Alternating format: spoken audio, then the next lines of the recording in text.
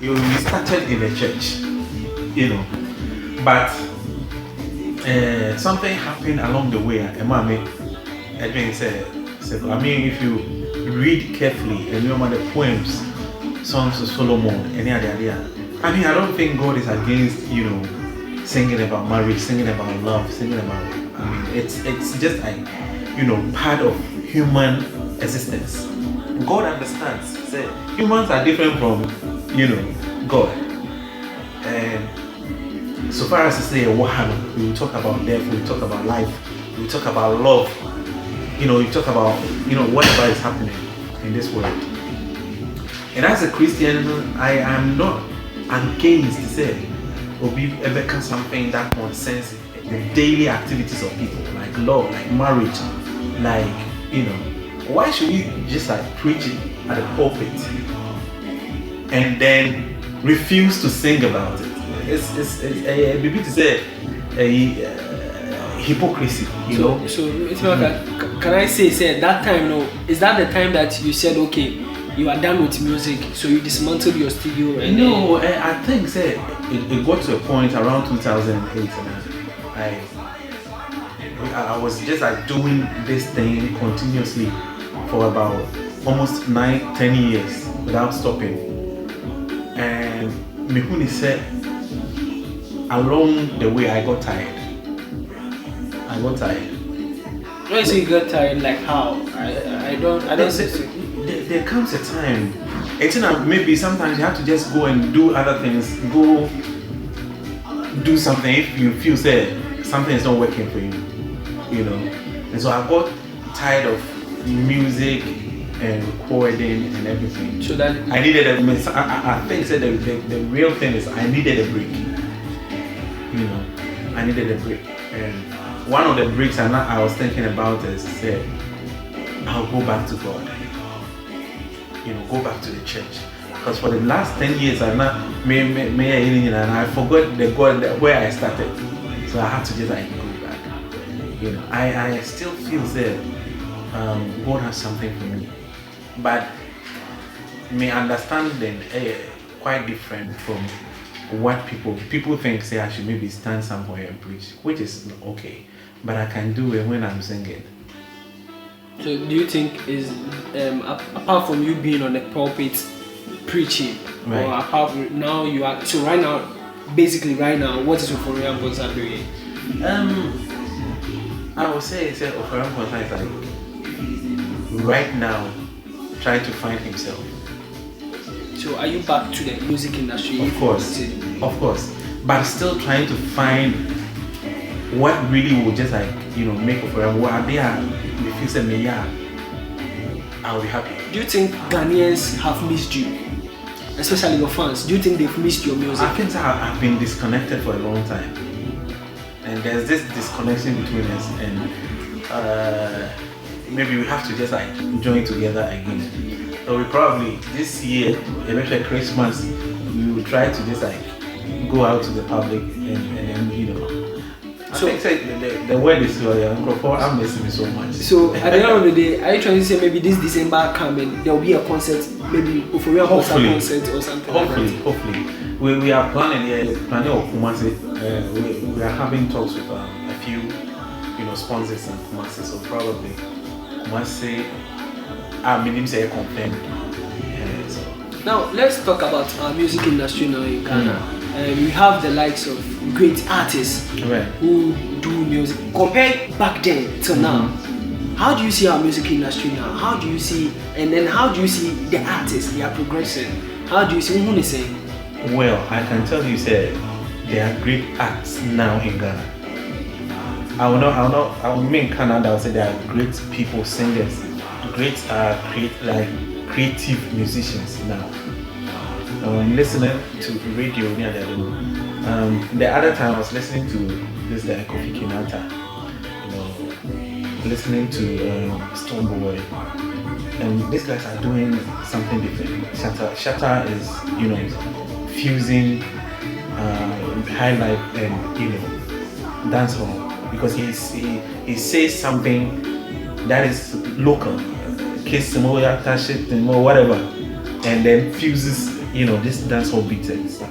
So that's what is making Shasawa a little bit different, because he's singing locally, by doing it in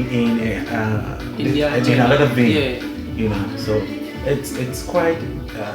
I think that they've gone a notch higher than what we were doing, because now a bit easier to get out to the people. First, now I had to go and pay a television station before mine. Right now, I can just put it on the internet for people to see. So it's easier. So as compared to back then, you spend more than now. Of course. Okay. Of course, because there's an avenue where you can just let people see what you are doing on the internet, and it becomes easier. The middleman is gone. You have to just see a DJ. Okay, pay him or something small. You know what goes on. So right now the middleman is gone. You can be yourself. You can do what you want. Just shoot and put it online. So for now in our music industry, you made mention of Kofi Kinata, Stonebwoy, Shatawale, and then the rest. Let me ask you this question: Do you think? And I often say Ebia, artists behind any time, and I'm saying there is no time for an artist. Okay. But I dare meet my friend said there is time catches up with you. I will tell you, say there is no time. You can do it. That Luma can just stand up and sing now and make it big. Ofori Amponsah can just sing and make it big. But time catches up with you, because every season and every generation there is something happening, and because you are a bit used to the old system, you just go phase out. And it's not like it was your time. Just time, there are a few changes. So as I said, so if you follow the change, you'll be evergreen. Because I feel I'm actually that Lumba, they are evergreen. The only thing that can catch up with them is maybe old age and tiredness. They are tired. But if they say they are doing it, forget it. You can't catch them. They are there. They are talented. They are. If I say talented, in Mekan is a tautology. They are super talented. So the only thing is time changes things. But if you were able to fall into the time, what is happening? Why not? Music is music. Whatever. I can right now sing dancehall if I want. You can do dancehall music. Am I not an artist? I can do dancehall if I want. You do what you love to do. But you are back to your Highlife. Of course, I feel that you cannot beat singing rhythms with harmonies. That's what I love. What do you look out for when you are doing your music? And then so your own idea in particular. I think what I want is to get something new, sing something that nobody has ever done before. That's what I look out for. And then I also want to leave myself. Let creativity take over. And when I'm listening to a beat, sometimes it just comes like a small dot of inspiration. It just drops in, and then you sing it. And that's how I love my music. If I get to sing something that I have never sung before, you can't beat that. Let's talk a bit about Alewa. How did the song came about? Well, I went to Kewa studio, and he played me a beat. And when he played me that beat, it was just a small dot of Alewa in it. I could just hear it in the beat. So I took it back home. The whole night I never slept. Everybody was sleeping. Deep in the night, 1 a.m. I just fed on the beat, listen over and over until I created that song. So Alewa, I would say, came because I was hungry. I was trying to tell them if I want to do it, and now I'll tell you. when it comes to music, the only thing that will stop me is me. If I say, okay, I'm tired, I don't want to sing, then I will stop. But if I get into it and I love it and say I want to do it, forget it, I can do it. So, how did Sarkodie came into the picture? Well, when I did a song, I wanted to get somebody on, and I could hear Sarkodie on the song. I mean, there's no doubt about it. Sark is one of the best rappers in Ghana, and you know, I was also looking out for a couple of guys to just like, you know, come, but it was difficult getting them. But Sark just came. He was outside the country, and when he came and he listened to the song, he just did it. You know, he just entered the studio, listened to the song, and said, "Wow!" Just put it on there. Now, working with Sarkodie, the first time that he put his verse or his rap verse on the song, yeah, what did you tell you when you listened to the song? What did he just say? I mean, he killed the song, just like that. You know. No, I'm saying like as in come now Oba studio on or ten young no. Right. Then a band I dream. I'll cast a you with the basso. Maybe send me a verse also. Well, I say every musician or something. If you hear something that is good, you know, when I listen to you and the song kicks me, gets into me, I have to put it on, and I think that's what happened. You know, yeah. Let's talk about this. Back then, your songs were really, really good and authentic. And now in Ghana, we hear so many music. Right.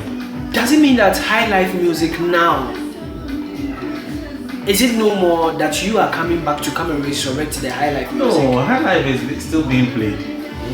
What they are saying is Highlife. Putting on rap on a Highlife beat. It's still Highlife. You know, putting on rap like doesn't mean it's not Highlife. And a Highlife is not singing. Highlife is the kind of beats we play. You know, and the kind of beat that we play has not changed. There's a fusion of hip hop and stuff in it, but you still, you know, hear the background of Highlife. Highlife is not there. It's the same song we are, and everything is Highlife. And the song, oh yeah, that it's still Highlife.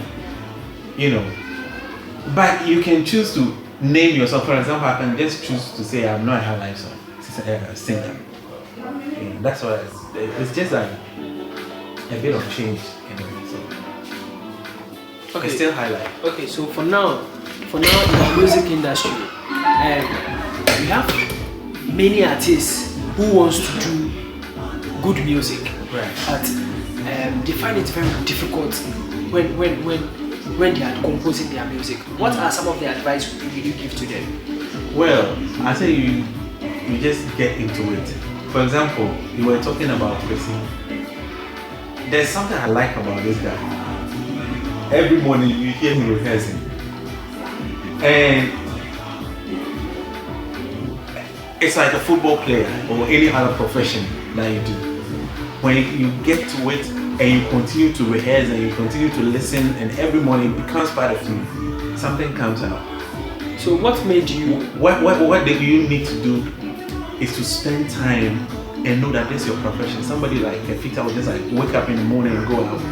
Somebody is a teacher who goes out in the morning. What you do is go where you work, and that is, you know, the beats and the studio.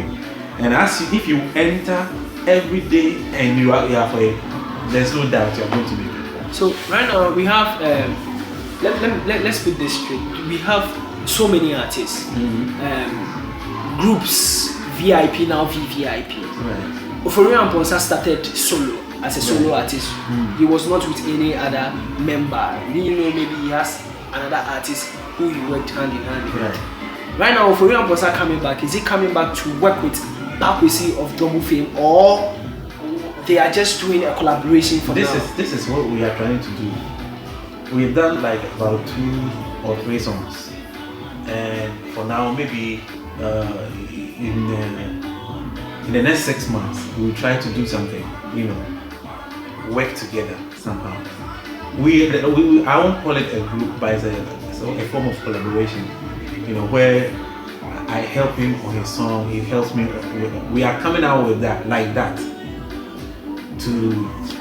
It's some kind of respite when you hear him singing differently and I'm singing differently, and it's fused together.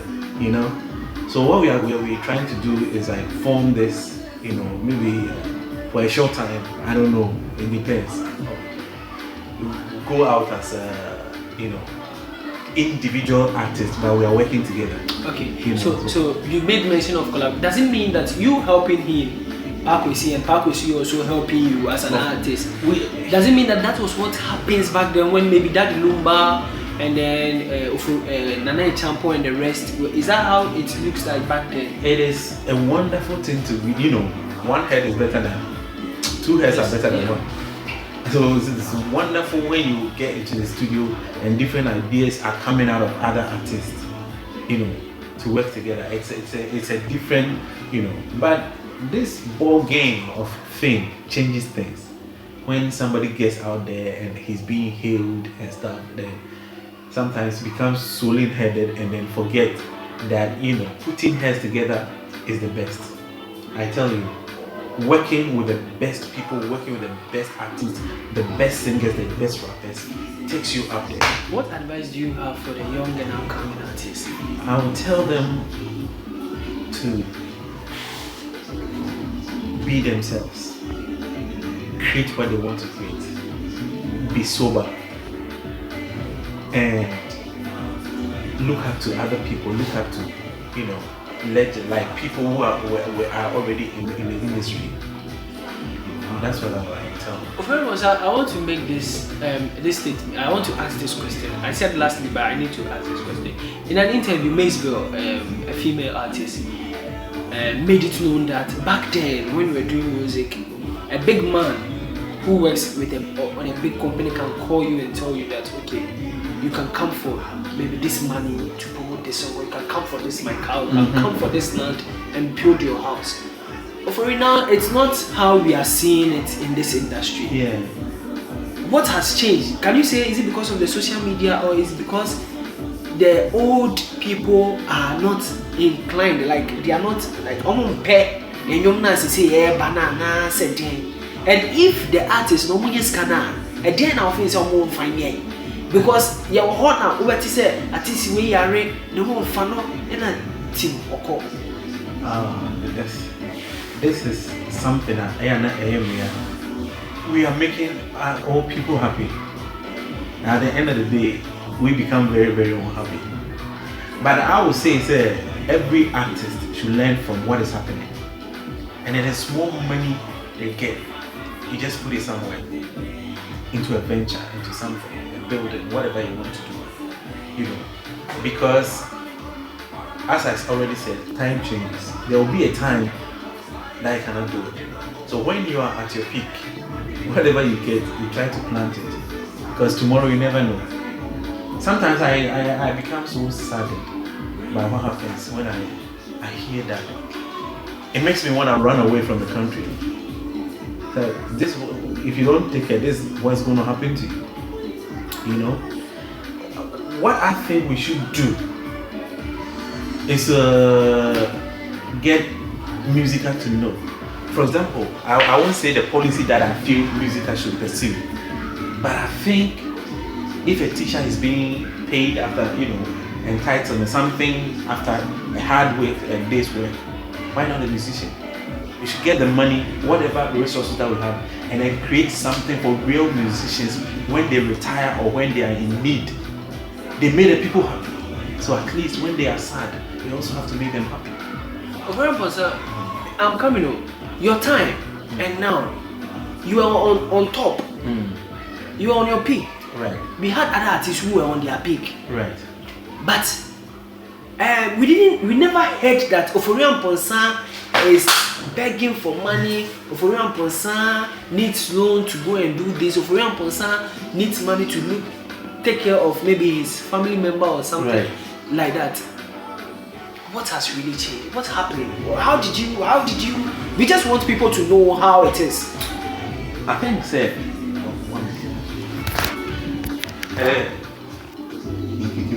Hello. from where I said, we had people who made it, right, and then they have their properties and then stuffs. Because back then, you better say a big man might call an artist and say, "This is what you have. This is what I have. I've given it to you." Right. And in years' time, you see the artist ripping off from that, like you are the ending man. Right. But now we have even some of our old artists, our veterans, who normally appeal for fans. Does it mean that when they were on their peak, they didn't save, or does it mean when they were on top? No, I don't know what. I would say industry is not regulated, you know, and sometimes you see somebody on TV doesn't mean that he's getting something out of what he's doing. We have to be careful in, you know, either criticizing them. I think that what Mihuni said, for example, musical and other people, musical should just like get something, get like regulated, somehow. Say at the end of the day, musician be a juma obey, you know, because and yet all the time. So far so good. You are about to release most of the songs. So you've made it know that Baba. So far so good. But we don't want to. So far so good. What should fans look out for Ofori Amponsah? A wonderful thing. They should just pray for me. Something wonderful is coming out. You never give up. Continue to pray. That's all. They should continue to pray. Of course.